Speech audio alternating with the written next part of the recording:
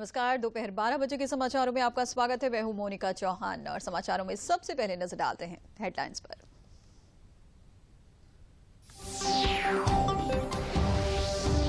भारत की अध्यक्षता में पहली G20 शेरपा बैठक आज राजस्थान के उदयपुर में होगी शुरू। भारतीय शेरपा अमिताभ कांत करेंगे इस 4 दिवसीय बैठक की अध्यक्षता।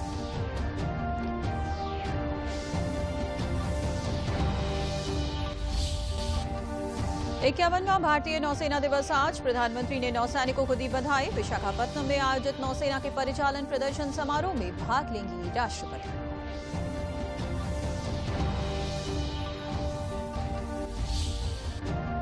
स्वच्छ वायु सर्वेक्षण 2022 में राजधानी लखनऊ रैंकिंग में पहले स्थान पर। भुवनेश्वर में national clean air city category में मिला पुरस्कार।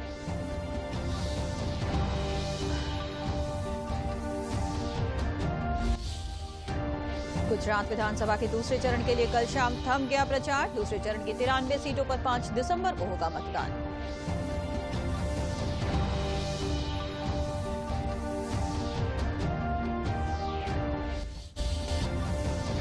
और मैनपुरी लोकसभा और रामपुर विधानसभा में सपा प्रमुख अखिलेश यादव और आजम खां की प्रतिष्ठा दांव पर। भाजपा ने भी लगाया पूरा जोर।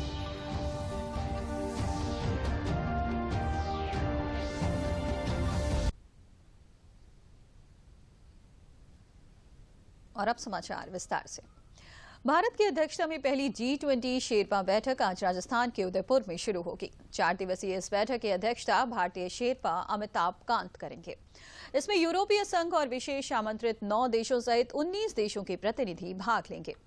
G20 शेरपा बैठक झीलों के शहर उदयपुर को एक अंतर्राष्ट्रीय पर्यटन स्थल के रूप में पेश करने में भी मदद करेगी।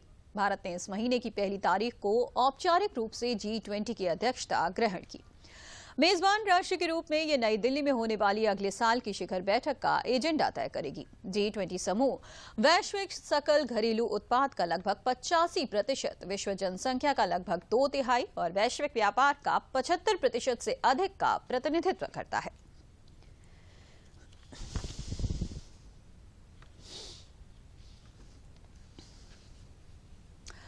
और बात करते हैं नौसेना दिवस की। आज 51वां नौसेना दिवस है। हर साल 4 दिसंबर को भारतीय नौसेना दिवस मनाया जाता है। इस दिन का ऐतिहासिक महत्व है। 1971 में भारत पाकिस्तान युद्ध के दौरान भारतीय नौसेना ने ऑपरेशन ट्राइडेंट के दौरान पाकिस्तान को करारी मात दी थी। इस बार नौसेना दिवस विशाखापत्तनम में आयोजित किया जा रहा है और राष्ट्रपति द्रौपदी मुर्मू कार्यक्रम में शामिल होंगी। तो आज भारतीय नौसेना दिवस मनाया जा रहा है।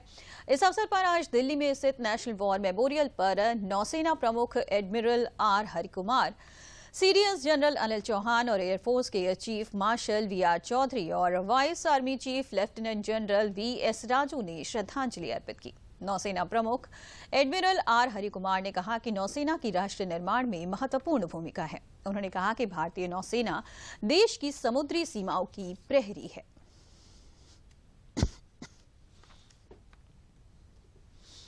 हम भारत के राष्ट्रीय हितों की प्रोटेक्शन, प्रिजर्वेशन एंड प्रमोशन के लिए हर जगह और हर समय तैयार हैं। एक युद्ध तत्पर नौसेना होने के साथ साथ नौसेना राष्ट्र निर्माण में भी महत्वपूर्ण भूमिका निभाती है। एक एस्पिरेशनल राष्ट्र के रूप में हम अच्छी तरह समझते हैं कि हमारी खुशहाली और विकास का समुद्र से गहरा संबंध है। इस संदर्भ में भारतीय नौसेना समुद्री क्षेत्र में हमारी सभी गतिविधियों के लिए पूर्ण सुरक्षा प्रदान। और आपको बता दें कि 51वें नौसेना दिवस के अवसर पर विशाखापत्तनम में नौसेना अपने परिचालन प्रदर्शन समारोह का आयोजन करेगी और इस अवसर पर राष्ट्रपति भी वहां मौजूद होंगी। तो इस संबंध में और ज्यादा जानकारी के लिए चलते हैं विशाखापत्तनम अपने संवाददाता सुधीर यादव के पास। सुधीर, भारतीय नौसेना का एक बहुत ही गौरवशाली अतीत रहा है और नौसेना ने समय समय पर अपना प्रभावशाली योगदान भी दिया है। तो आज जो कुछ कार्यक्रम वहां आयोजित हो रहे हैं इस नौसेना दिवस पर, इसके बारे में थोड़ा सा हमारे दर्शकों को बताइए।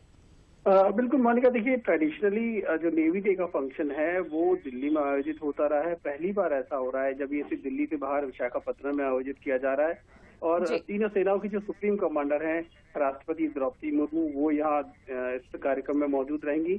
खास तौर पर ईस्टर्न और वेस्टर्न नेवल कमांड की जो शिप्स हैं, सबमरीन हैं, स्पेशल फोर्सेज हैं, उनकी तरफ से जो ऑफ डेमो है वो यहाँ जी। दिखाया जाएगा, राष्ट्रपति द्रौपदी मुर्मू के सामने किया जाएगा। और सबसे खास बात मानी गई है कि सनसेट सेरेमनी होती है, एक ट्रेडिशनल सनसेट सेरेमनी है कि जब सूरज अस्त होता है और उसके बाद से नौसेना जो है वो सनसेट सेरेमनी करती है, तो वो सेरेमनी के साथ ही इस कार्यक्रम का समापन होगा।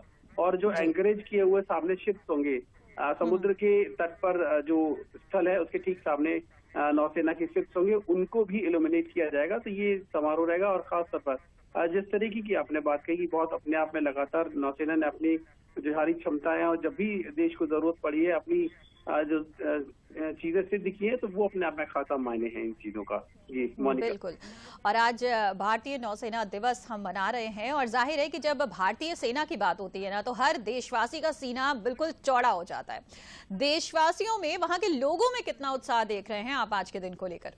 बिल्कुल, देखिए मोनिका, बिल्कुल आरके बीच का जो एरिया है वो पहले से काफी फेमस है, एक टूरिस्ट डेस्टिनेशन है, वहीं इस कार्यक्रम का आयोजन किया जा रहा है। लोगों में काफी उत्साह है। हालांकि वीवीआईपी अरेंजमेंट होने की वजह से लोगों को कुछ परेशानियां जरूर हो रही है, लेकिन बहुत उत्साह से लगातार लोग इधर आने की कोशिश कर रहे हैं। अभी लोगों को धीरे धीरे जो स्थल है उसकी तरफ आया जा रहा है। लोगों में काफी उत्साह है कि आखिर नौसेना का जो ऑफ डेमो होगा वो किस तरीके से होगा, स्पेशल फोर्सेज है वो अपना क्षमताओं का जो प्रदर्शन करेंगी वो आखिर किस तरीके से होगा। एक आम जनमानस में जिस तरीके से लगातार जो सेनाओं को लेकर उत्साह रहता है, खासतौर पर नेवी की अगर बात करें, क्योंकि विशाखापट्टनम का जो इलाका है वो तटीय इलाका है, यहाँ से समुद्र तट शुरू होता है, तो जाहिर तौर पर यहाँ के लोगों में खासतौर पर एक लगाव नेवी के लिए है भी, वो साफ तौर पर नजर आता है। और लोगों में खासा उत्साह है आज की ऑफ डेमो देखने के लिए।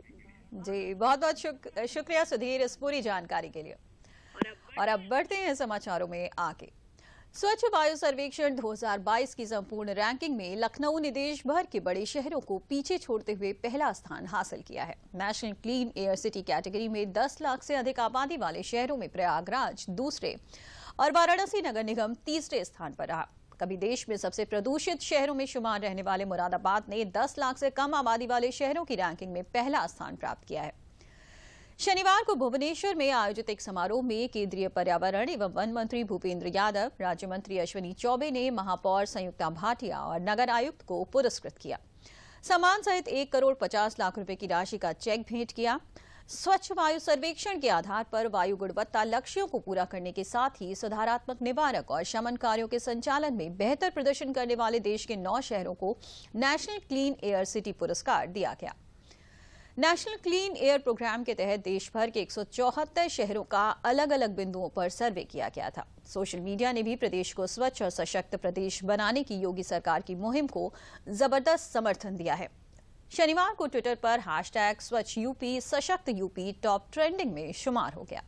ये ट्विटर के इंडिया ट्रेंड्स में नंबर 1 पायदान पर पहुंच गया।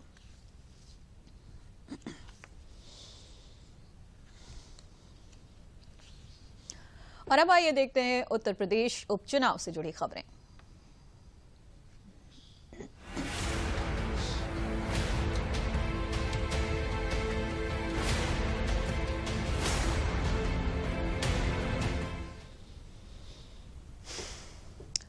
गुजरात विधानसभा दूसरे और अंतिम चरण के चुनाव और मैनपुरी लोकसभा और रामपुर और खतौली विधानसभा सीट पर होने वाले उपचुनाव के लिए शनिवार शाम को प्रचार थम गया।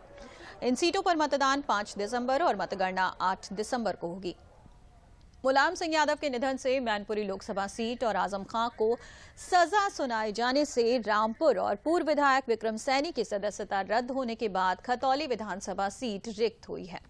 शनिवार शाम 5 बजे तक रोड शो, जनसभा, रैलियों के जरिए प्रचार प्रसार हुआ।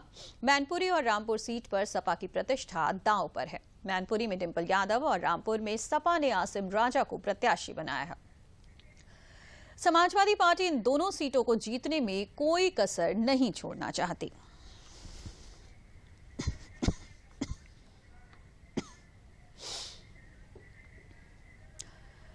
और बात करें गुजरात की, तो गुजरात में दूसरे चरण के प्रचार का शोर थम गया है। अब डोर टू डोर संपर्क अभियान में पार्टियां जुट गई हैं। दूसरे चरण की 93 सीटों के लिए 5 दिसंबर को मतदान होगा, जब मुख्यमंत्री भूपेंद्र पटेल सहित हार्दिक पटेल और कांग्रेस के जिग्नेश मेवानी की किस्मत का फैसला जनता करेगी।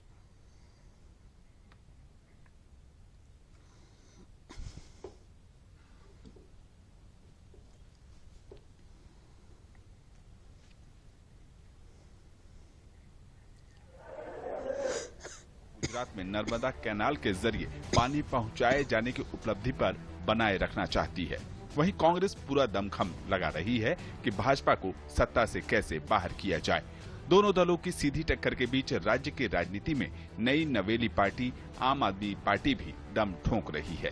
यानी चुनावी मैदान में 3 राजनीतिक दल मतदाताओं को अपने अपने ढंग से रिझाने का प्रयास कर चुके हैं। अब बारी मतदाताओं की है। राज्य के 14 जिलों की इन सीटों पर मतदाता 5 दिसंबर को एक बार फिर अपने लोकतांत्रिक अधिकार का प्रयोग करेंगे। इस बार भी बीजेपी की कमान प्रधानमंत्री नरेंद्र मोदी ने थामी और दूसरी तरफ कांग्रेस और आम आदमी पार्टी की तरफ से भी दिग्गज रैलियां और जनसभाएं देखने को मिली। अब चुनाव का रुख किस तरफ मुड़ता है, इसका फैसला जनता ईवीएम मशीन में 5 तारीख को कर देगी, जिसके नतीजे 8 तारीख को आएंगे। 93 सीटों के लिए कुल 833 उम्मीदवार चुनावी मैदान में हैं, जिनमें से 69 महिलाएं भी हैं। इनमें से 13 सीटें अनुसूचित जनजाति के लिए रिजर्व हैं और 6 सीटें अनुसूचित जाति के लिए। मध्य व उत्तर गुजरात की इन सीटों पर 5 दिसंबर को मतदान होगा। 833 कैंडिडेट्स અને 61 પોલિટિકલ પાર્ટીઝ ઇલેક્શન में પાર્ટિસિપેટ कर रहे। टोटल इलेक्टर्स है 2,51,58,730 है। यंग इलेक्टर्स है 5,96,328 અને मोर देन 100 इयर्स धरावता मतदारों है 5,412 एंड एनआरआई इलेक्टर्स है 660। टोटल पोलिंग स्टेशन है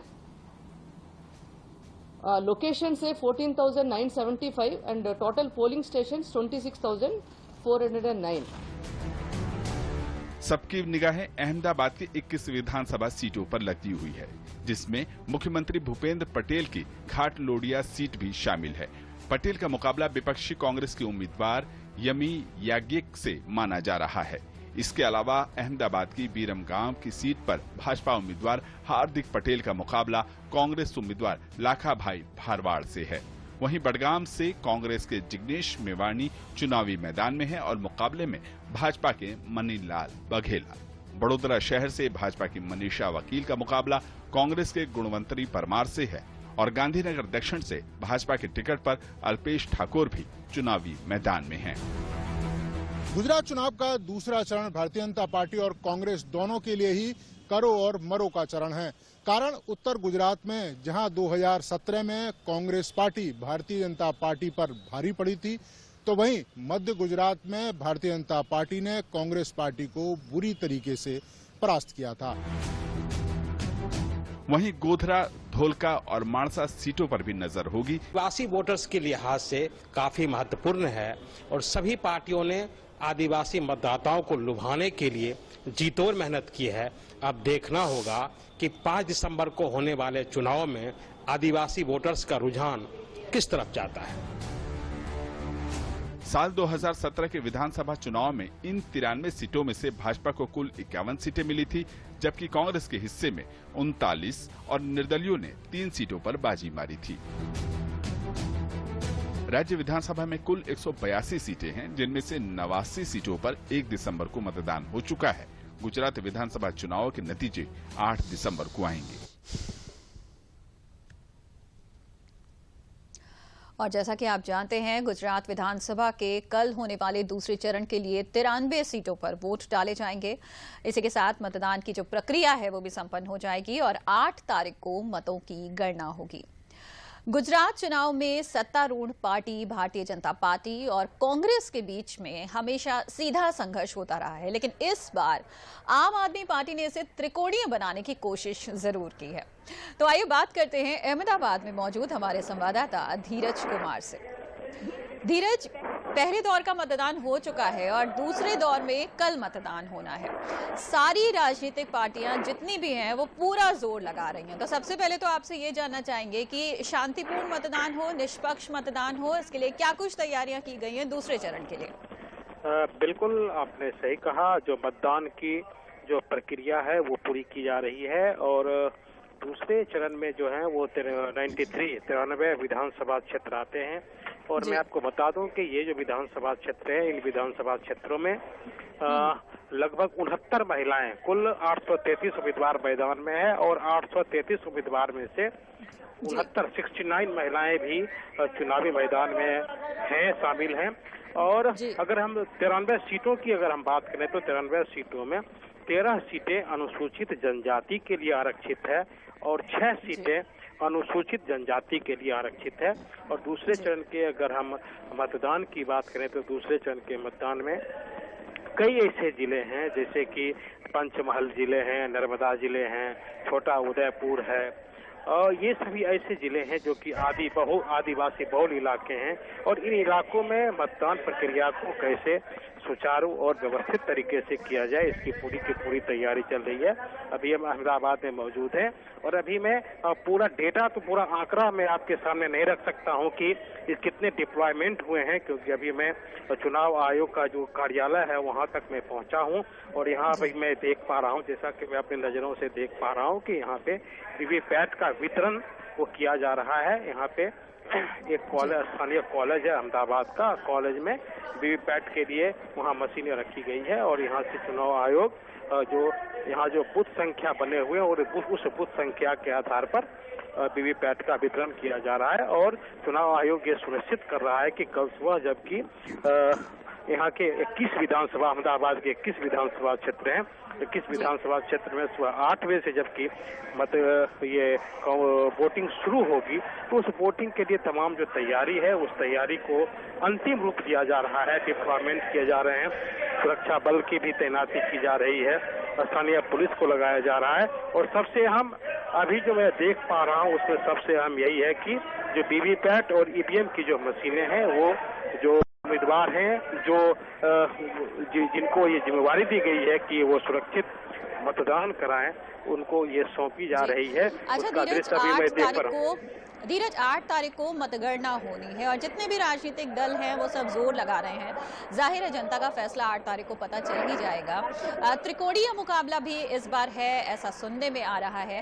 और आपसे ये जानना चाहते थे कि जितने भी दावे राजनीतिक पार्टियां कर रही हैं तो उसमें क्या संभावनाएं देख रहे हैं आप 8 तारीख के लिए? देखिए, त्रिकोणीय मुकाबला यहाँ पे जरूर आम आदमी पार्टी के आने से बनी है। पहले कांग्रेस और भारतीय जनता पार्टी जो 27 सालों से सत्तारूढ़ है यहाँ पे तो उनके बीच एक मुकाबला अभी तक चला था। लेकिन इस बार आम आदमी पार्टी ने कई सीटों पर, हम तो नहीं कह सकते हैं कि सभी सीटों पे त्रिकोणीय मिला मुकाबला है, लेकिन बहुत ऐसी सीटें हैं जहां पे कि आम आदमी पार्टी ने इस मुकाबले को त्रिकोणीय बनाने की भरपूर कोशिश की है। सभी राजनीतिक दलों ने ऐसा प्रयास किया है कि वहां जो स्थानीय मुद्दे हैं उन मुद्दों को उठाया जाए, चाहे वो आदिवासियों का मुद्दा हो, चाहे पानी बिजली से जुड़ा हुआ मुद्दा हो, या अगर हम महिलाओं को रुझाने की बात हो, महिला वोटर्स, मैं आपको बता दूं कि यहाँ लगभग आधी आबादी का आधा वोट है।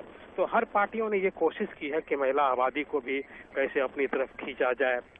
दूसरी तरफ एक जो प्रधानमंत्री ने खुद यहाँ की कमान संभाली, यहाँ के लोगों से जुड़ने का जो उनका जो सिलसिला है बरकरार है, जारी है। मैं आपको बता दूं कि अभी तक लगभग प्रधानमंत्री ने 51 रैलियां की हैं और 51 रैलियों में मुझे लगता है कि लगभग सभी विधानसभा को उन्होंने छूने का प्रयास किया, वहां तक उन्होंने पहुंचने की कोशिश की है। और सबसे बड़ी बात, आज ही जो प्रधानमंत्री का जो एक अपना जो रूप है, जो यहाँ के स्थानीय होने का एक जो उनका जो एक रूप देखने को मिलता है कि वो स्थानीय लोगों से कैसे कनेक्ट होते हैं और जहाँ भी जाते हैं तो वहाँ के लोगों की जो मुद्दे होते हैं उस मुद्दे को छूते हैं। चाहे वो ठीक है धीरज, बहुत बहुत शुक्रिया इस पूरी जानकारी के लिए। और अब बात करते हैं मैनपुरी लोकसभा उपचुनाव की। मैनपुरी लोकसभा उपचुनाव का प्रचार कल थम गया है। मैनपुरी लोकसभा उपचुनाव में 6 प्रत्याशी मैदान में हैं, जिनमें मुख्य मुकाबला भारतीय जनता पार्टी के रघुराज सिंह शाक्य और समाजवादी पार्टी की डिंपल यादव के बीच है। वहीं 4 निर्दलीय अपनी किस्मत आजमा रहे हैं। मैनपुरी लोकसभा क्षेत्र में 17,52,000 मतदाता हैं। चुनाव प्रचार के दौरान प्रत्याशियों पर व्यक्तिगत हमले भी देखे गए। मैनपुरी लोकसभा सीट पर अधिकतर समाजवादी पार्टी का कब्जा रहा है। 1967 के बाद एक बार कांग्रेस 1984 में जीती है।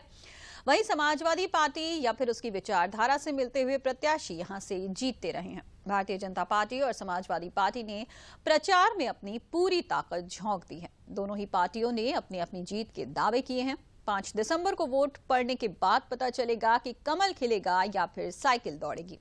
यहां से 5 बार मुलायम सिंह सांसद रहे हैं। 2 बार उनके भतीजे धर्मेंद्र, मुलायम सिंह के भाई रतन सिंह यादव के पोते तेज प्रताप यादव भी 1 बार सांसद रहे हैं। समाजवादी पार्टी के लिए ये प्रतिष्ठा की सीट है। भारतीय जनता पार्टी भी इतिहास रचने को इस बार तैयार दिख रही है। चुनाव प्रचार के दौरान विकास, कानून व्यवस्था, हुंडा राज, माफिया राज, रोजगार और महंगाई जैसे मुद्दे छाए रहे हैं। और समाचारों में आगे बढ़ने से पहले लेते हैं ये छोटा सा ब्रेक।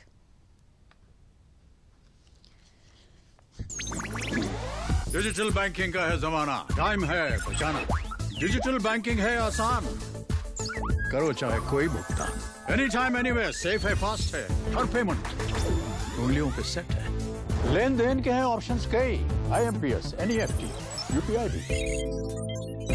24 घंटे करते ये काम, पेमेंट आसान और रहे आराम। RBI कहता है जानकार बनिए, सतर्क रहिए। ब्रेक के बाद स्वागत है आपका। बढ़ते हैं समाचारों में आगे। केंद्रीय वित्त मंत्री निर्मला सीतारमण ने कल वाराणसी पहुंचकर काशी तमिल संगमम में हिस्सा लिया। निर्मला सीतारमण कल सुबह वाराणसी में केदार घाट और हनुमान घाट पर पूजा अर्चना की। उन्होंने बाबा विश्वनाथ के दर्शन भी किए। वो रविवार को BHU में architecture and other heritage forms in Indian knowledge system पर एक सेमिनार के साथ ही विश्वविद्यालय में काशी तमिल संगमम के तहत एक सांस्कृतिक कार्यक्रम में हिस्सा लेंगी। वो छात्रों के साथ संवाद भी करेंगी। काशी तमिल संगमम में हिस्सा लेने के लिए बीती रात संस्कृति और विरासत परंपरा से जुड़ा दल भी वाराणसी पहुंचा है। ये दल वाराणसी के विभिन्न धार्मिक स्थलों का दौरा करते हुए प्रयागराज और अयोध्या का भी दौरा करेगा। शनिवार देर शाम निर्मला सीतारमण ने काशी विश्वनाथ मंदिर में दर्शन पूजन किया, साथ ही विशालाक्षी देवी की पूजा की। इसके अलावा काशी विश्वनाथ मंदिर परिसर कॉरिडोर का भ्रमण किया। उनके साथ साथ दक्षिण भारतीय नादास्वरम का वादन लगातार होता रहा। दक्षिण भारतीय किसी भी शुभ कार्य में इस वाद्य यंत्र का प्रयोग किया जाता है।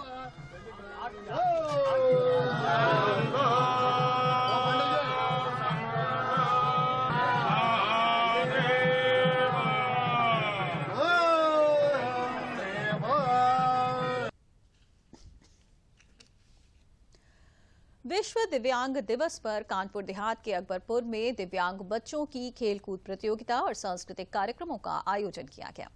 बेसिक शिक्षा अधिकारी रिद्धि पांडे के निर्देशन में समेकित शिक्षा के तहत आयोजित प्रतियोगिता में मूक बधिर, दृष्टिबाधित, मंदबुद्धि और शारीरिक रूप से दिव्यांग बच्चों ने अपनी प्रतिभा का प्रदर्शन कर सभी को अचंभित कर दिया। जिलाधिकारी नेहा जैन ने प्रतिभागी बच्चों को पुरस्कृत कर उनका उत्साहवर्धन किया। इस दौरान जिलाधिकारी ने दिव्यांग बच्चों द्वारा आयोजित किए गए सांस्कृतिक कार्यक्रम के अंतर्गत सुंदर गीतों और उनकी कुशलता को प्रदर्शित करती कलाओं का अवलोकन भी किया।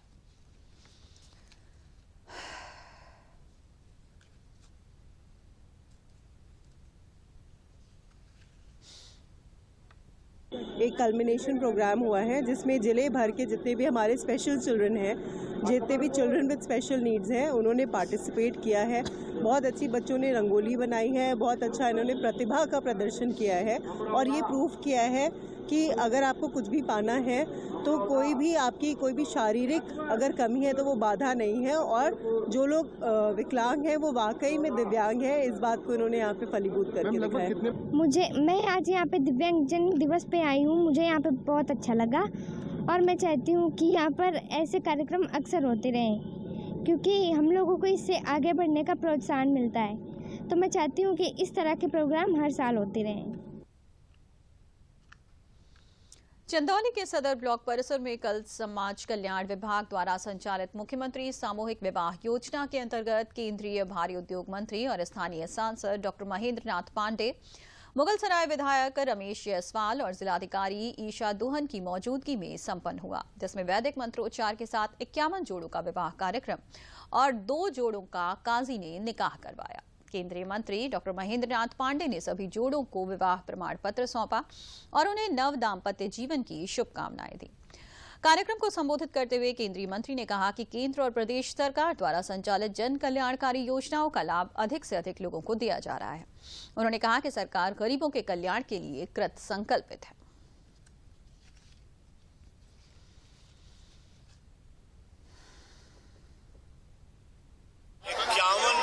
जोड़ों का हिंदू विवाह पद्धति से उनका विवाह संपन्न हुआ, उन्हें आशीर्वाद दिया गया, और 2 मुस्लिम जोड़ों का उनकी पद्धति से निकाह संपन्न हुआ। यह मुख्यमंत्री सामूहिक विवाह योजना लगातार इस जिले में ब्लॉकवार हो रहा है। जिला कारागार फतेहपुर में विश्व दिव्यांग दिवस के मौके पर दिव्यांग बंदियों के बीच खेलकूद प्रतियोगिताओं का आयोजन किया गया, जिसमें दौड़, छल्ला फेंक, संगीत, कैरम, गोला फेंक और लूडो आदि प्रतियोगिताएं कराई गई। निरुद्ध दिव्यांग बंदियों द्वारा कार्यक्रम में हिस्सा लेते हुए उत्सुकता दिखी। इस मौके पर जेल अधीक्षक और जिला दिव्यांग जन सशक्तिकरण अधिकारी प्रगति मिश्रा द्वारा प्रतियोगिता में सम्मिलित दिव्यांग बंदियों में प्रथम, द्वितीय और तृतीय स्थान पाने वालों को शील्ड और प्रमाण पत्र दिया गया। जेल अधीक्षक मोहम्मद अकरम खान ने बताया कि दिव्यांग बंदियों को प्रोत्साहित करने के लिए जिला कारागार में उनके मध्य विभिन्न प्रकार की खेलकूद प्रतियोगिताएं कराई गई, जिससे दिव्यांग बंदियों के अंदर किसी प्रकार की हीन भावना न रहे। वहीं जिला दिव्यांग जन सशक्तिकरण अधिकारी प्रगति मिश्रा ने बताया कि बेसिक शिक्षा एवं दिव्यांग जन सशक्तिकरण विभाग के संयुक्त प्रयास से 150 दिव्यांग बच्चों की क्रीड़ा और सांस्कृतिक प्रतियोगिता का आयोजन किया गया, जिसमें 30 विजेताओं को शील्ड और प्रमाण पत्र प्रदान कर सम्मानित किया गया।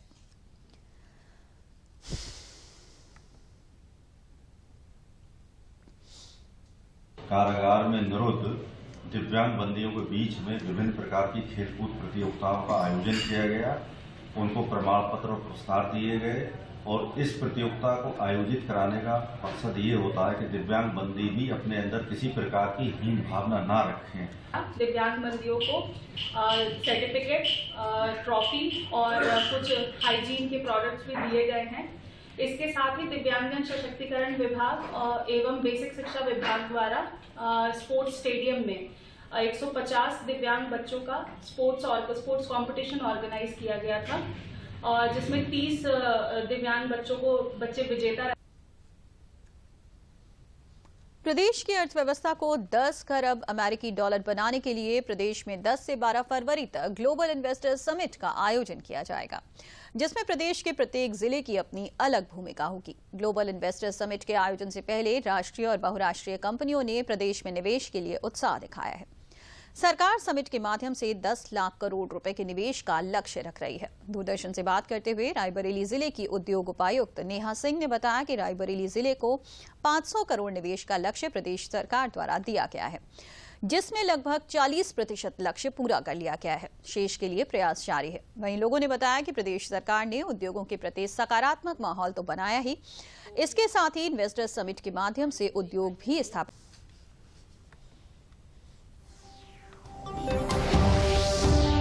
भारत की अध्यक्षता में पहली G20 शेरपा बैठक आज राजस्थान के उदयपुर में होगी शुरू। भारतीय शेरपा अमिताभ कांत करेंगे इस 4 दिवसीय बैठक की अध्यक्षता।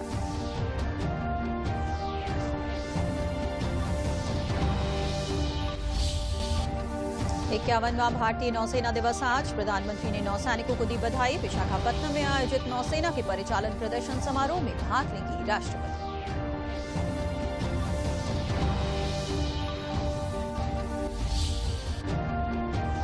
स्वच्छ वायु सर्वेक्षण 2022 में राजधानी लखनऊ रैंकिंग में पहले स्थान पर। भुवनेश्वर में national clean air city category में मिला पुरस्कार।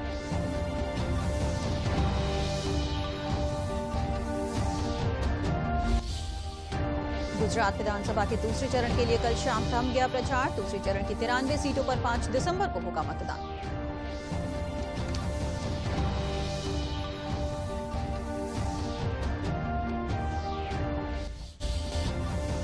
और मैनपुरी लोकसभा और रामपुर विधानसभा में सपा प्रमुख अखिलेश यादव और आजम खां की प्रतिष्ठा दांव पर। भाजपा ने भी लगाया पूरा जोर।